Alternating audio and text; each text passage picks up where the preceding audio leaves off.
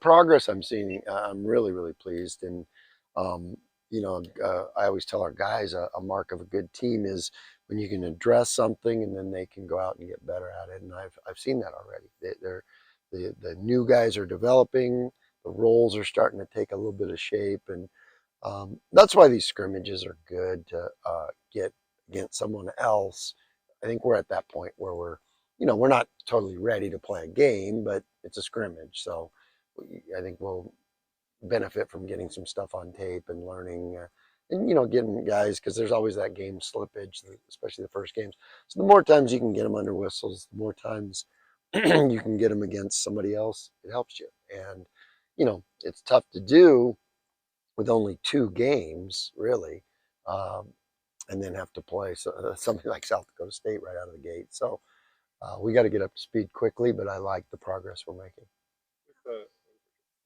How much influence or input did you have on the new court, and were there a bunch of designs you got to choose from? Yeah, we look at a lot of different things, and I think I said it a little bit yesterday. What I just wanted something clean, something that doesn't distract you from the. It's easy to watch, it's great to look at, and it brightens this building up even more. And I think it looks terrific, and especially like I said, when you walk in here, it really jumps out at you, and it I think it just makes the viewing experience even better. Like with football, like you have to replace turf every so often because it can cause injuries. Yeah. Is there anything like that with replacing a I basketball? think it's the opposite a little bit. I was worried because this is pretty sticky, and I was a little worried about that. I think it takes a little time.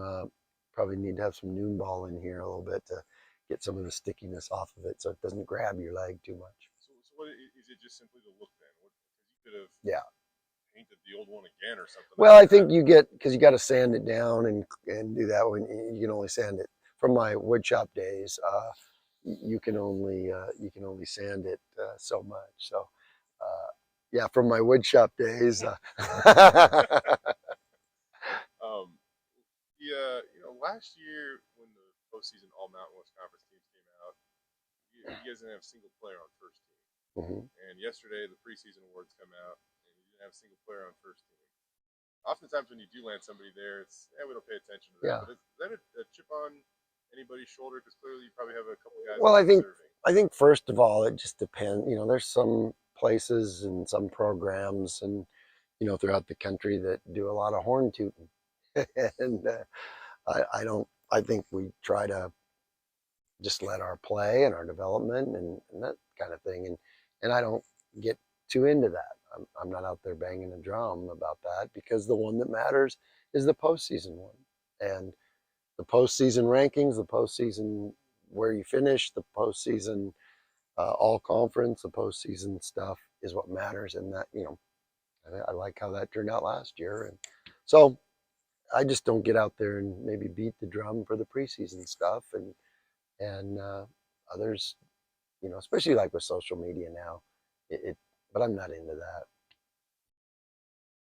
In the past, like you would have lost players the caliber of Mladen and Abu and even E-Man, you guys probably want to be Right. preseason number 3. No doubt. So what does that say about where the brand and your guys' reputation around the league stands? Yeah, I think that is, you know, there is some credibility there, no doubt, and I think they're giving us, because you look at those, and I think Walsh looked it up about probably 80% of the time we finish higher than what we're predicted, and so I think you moved up, but that happens, and again, like I said, I don't really care about the preseason. Our job's the same. We gotta get better, and there is some, a big key to our season is we got 5 guys that their role is going to change, and actually everybody on this team, their role is changing, and so it's a matter of adjusting to those, and that sometimes takes time. So the quicker we can do that, the better we're going to be. But we've got some guys that haven't done it at this level at the you know uh, in real college games yet. So we got to get them up to speed, and that might. I mean, like you said, this time last year, nobody knew who Tyson was, and he wasn't in our rotation this time last year. And he's got a pretty solid basketball background, and it took him maybe till late November to get really his role and figure things out, and us figure him out and all that. So, you know, some of these other guys don't have as solid as background as him, and we got to get them up to speed. So who knows? It might happen tomorrow. It might happen in January. You just don't, sometimes you can't predict that. And but I will say this: they're doing a great job of figuring out what we need to get better at, and then bringing it out here and settling into it. So I have seen progress in guys starting to figure out their roles, guys starting to figure out what they're good at and how they play together. So again, that's where scrimmages help you to go play somebody else, because when you're dividing up your team, it's really hard to really dial into your role when your role is going to be different when it's half the team than it is with the whole team. You mentioned kind of that yesterday about Sada, and kind of the parallels to how it took place in a little time. Yeah. Not to say you're like trying to temper expectations or that he's behind or whatever, but where it does seem like you're maybe trying to, he's not going to come in and start the first game and be like a major contributor right away. Is that? Well, it's just he's going to earn everything he gets, and that's his mentality, and that's why he's going to be good.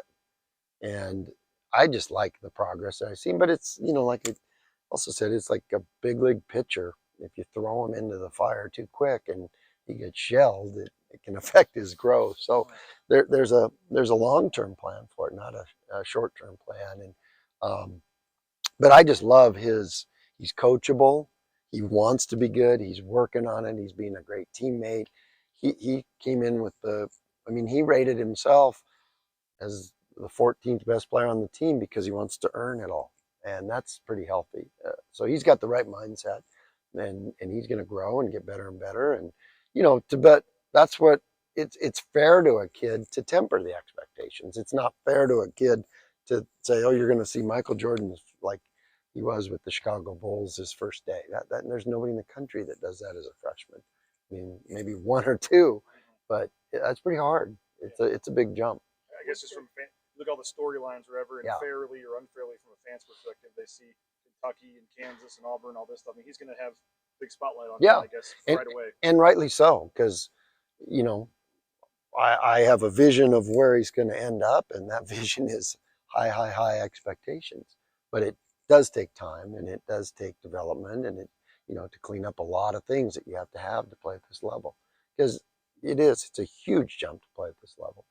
When you look at your team today, what do you think your strengths are today? And then if we're going to look 2/3, 3/4 of the way of the season, what do you think can improve the most? Well, I think the thing right away that jumps out to me is two things I hit on. Is the way we move the ball and play together, and the way we shoot. When you walk out after some of our practice, you're like, oh, okay, we can make some shots. So that's healthy, and we do move the ball the right way. I don't know, maybe I can't remember, but it just seems like this team moves the ball better than most any team I've had since I've been here at this stage. Now, there's some teams that we've had that became really, really good at it. So if we continue to improve at that, that's going to be a weapon.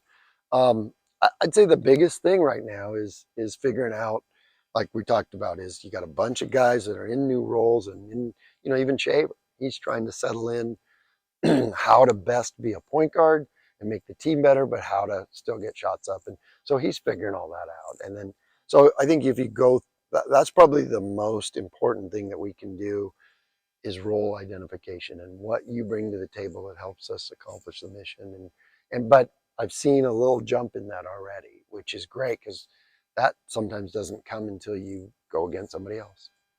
Fairly or unfairly, Max gets criticized sometimes just because his son, people say, oh, should he playing all this? And obviously last year was not him getting off to that start from 3-point range. Obviously the numbers corrected from that point on, but how I guess eager is he to start faster, I guess, and have a better start? Well, he's healthy, first of all. Like, he was coming off that surgery, and it's not his fault. He got bad genes and selected a bad parent. The other one's good and athletic, but the one that what am I, the X chromosome, whatever I am, he got a bad one from me. So I think that, I don't think, I know that really affected his fall, because he was struggling every day, and he to rehab from practice, even to practice every day was really, really tough, and he would do it. Um, he's healthy now, and he's feeling great. He hasn't missed one practice, knock on wood. He hasn't missed a second of practice because I don't sub him very much, and he's playing the best he's ever played. So I'm really, really happy for him, and he fits, like I said, the parts fit with this team right now, and that's a big part of our strength is he makes Tyson and Buzo and Shaver better, and they make him better, and those guys really are fitting together nicely. Yep. What was your